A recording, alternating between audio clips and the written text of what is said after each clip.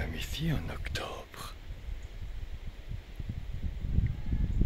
Et voici les dernières fleurs de la saison.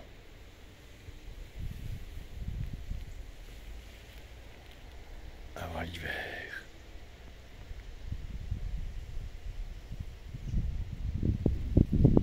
Et les dernières fleurs à fleurir, ce sont bien sûr les grandes marguerites jaunes. Et elles n'ont plus de temps à perdre pour fleurir, car elles savent très bien que l'hiver n'est plus très loin. Et après, tout disparaîtra comme par enchantement.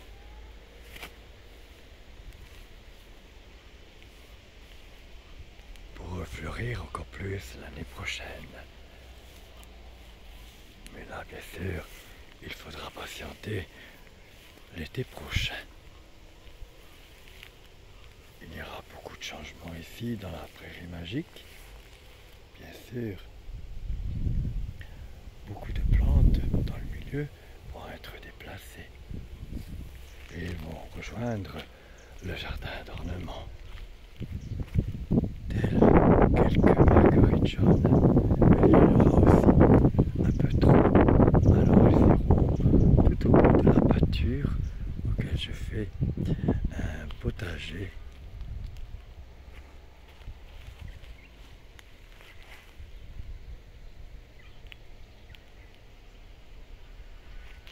Nous allons aller découvrir ici un magnifique astère d'automne, un Novi English de petite taille, pas plus haut que 3 pommes. Il a failli disparaître aussi. Je l'avais un peu négligé et j'avais oublié comme quoi il est quand même magnifique, d'un beau violet, parme, ou plutôt violet lilas, je dirais. On va en profiter de l'admirer, car ces plantes ont une courte durée.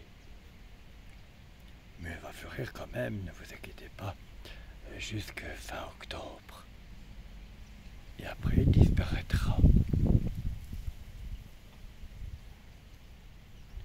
Je vous laisse encore l'admirer. Elle est ici tout en fleurs. Et les abeilles l'apprécient beaucoup.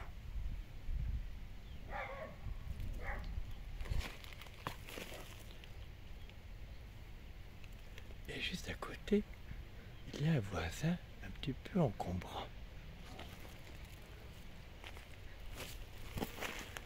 Il est à surveiller car il a tendance à prendre toute la place, mais qui ne plairait pas à l'astère Novi English qui se trouve juste à côté. Donc je vais devoir le contrôler. Ses racines à celui-ci sont souterraines et il se propage à une vitesse incroyable. Mais il est très beau. Rien à dire à celui-ci. Mais les deux ensemble, grâce à celui-ci, celui d'à côté, il est un peu moins fade. Donc il le laissera peut-être une petite place pour paraître plus joli.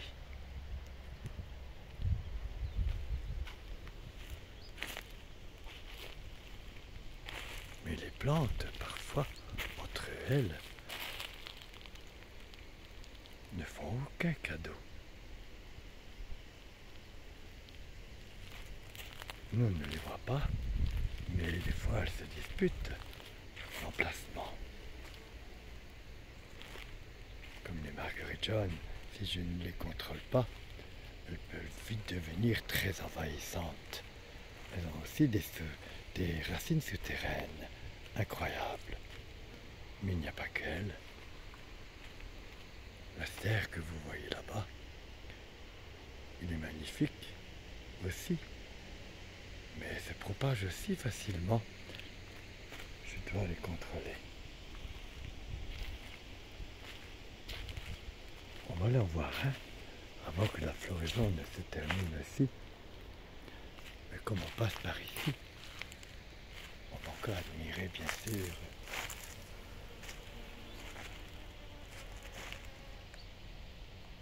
ce magnifique Astern-Winglinch. Je suis content de l'avoir sauvé.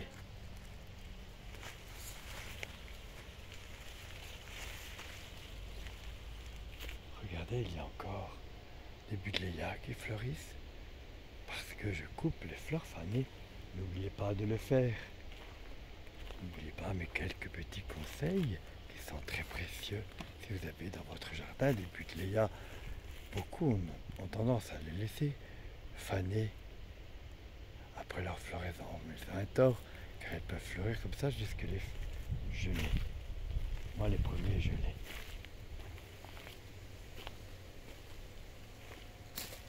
On voit celui-ci très envahissant aussi, mais il reste quand même un peu groupé. Il se termine maintenant. Et je vois que le grand rudbeckia géant, qui était tout fané, après la première floraison, voici une seconde floraison.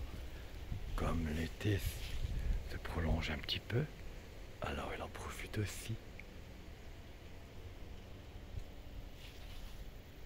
Ça sera l'heure bientôt du nettoyage d'automne. Je laisse encore les plantes se terminer de fleurir à leur aise.